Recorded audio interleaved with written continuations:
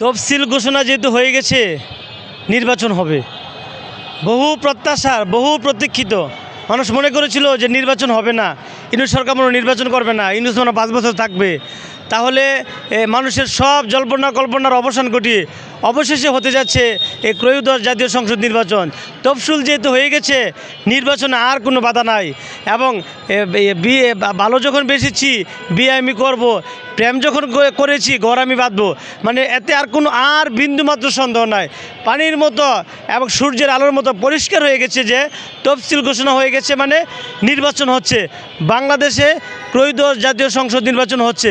কিন্তু আমার একটা প্রশ্ন, যে এই নির্বাচনটা যেন অতীতের কোনো নির্বাচনের মতো না হয়। শেখ হাসিনার আমলে যে নির্বাচনগুলো হয়েছিল, কোটি কোটি টাকা রাষ্ট্রের খরচ করা হয়েছে, সেখানে ডিসি, এসপি, ইউনু, এমনকি স্কুলের শিক্ষকরা সকলেই কিন্তু যোগদান করেছে, কিন্তু একটা ভুয়া নির্বাচন করেছে।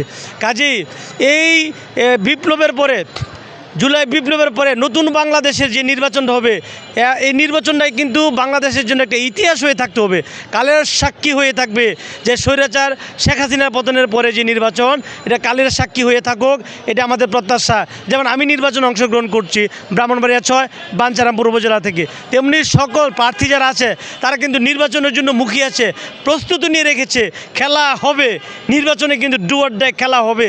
তাহলে সবাই যেহেতু সর্বোচ্চ প্রস্তুতি নির্বাচনের জন্য যাচ্ছে, নির্বাচন কমিশনের কাছে অনুরোধ রইল, এই নির্বাচনটা যেন খেলতামাশার নির্বাচন না হয়, এই নির্বাচনটা যেন আপনাদের শুধু একান্ত ইচ্ছার প্রতিফলন না হয়, এই নির্বাচনটা যেন কোনো বিতর্কিত ইলেকশন না হয়, আর এই নির্বাচনটা যাতে কোনো নির্দিষ্ট দলকে জিতানোর জন্য নির্বাচন না হয়। অবশ্যই এই নির্বাচনটা 100% নিরপেক্ষ, অবাধ হতে হবে এবং কোনো দলকে প্রায়োরিটি না, লেভেল প্লেয়িং ফিল্ড আপনাকে নিশ্চিত করতে হবে। মনে রাখতে হবে, আগের নির্বাচন কমিশনার কিন্তু জুতার মালায় পরে জেল হাজতে আছে। কাজে এটা আপনার জন্য কিন্তু একটা টার্নিং পয়েন্ট, এবং আপনাকে দৃষ্টান্ত প্রমাণ করতে হবে যে না, আগে অতীতে যা হয়েছে সব ভুল। আপনার নির্বাচন হবে বাংলাদেশের ইতিহাসের সর্বকালের শ্রেষ্ঠ, অবাধ, নিরপেক্ষ নির্বাচন।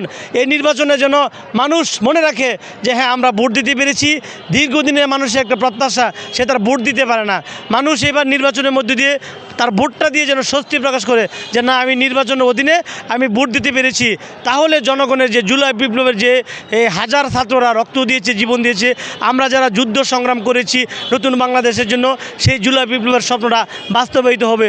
নতুবা কিন্তু যেই লাউ সেই কদু হলে সারা বাংলাদেশের মানুষ কিন্তু এই নির্বাচন কমিশনারকে আর কোনোদিন ক্ষমা করবে না। মানুষের আস্থা নষ্ট হয়ে যাবে। কাজেই যেহেতু তফসিল ঘোষণা হয়েছে, একদম পুরো দমে আমরা নির্বাচনের জন্য মাঠে নেমে যাই। আর আপনারা সুষ্ঠু নির্বাচন করার শতভাগ চেষ্টা করবেন, এটি হলো আমাদের জনতা বাংলাদেশ পার্টির পক্ষ থেকে আমাদের দাবি। ব্রাহ্মণবাড়িয়া 6 বাঞ্ছারামপুর উপজেলা থেকে আমি নির্বাচনের প্রার্থী।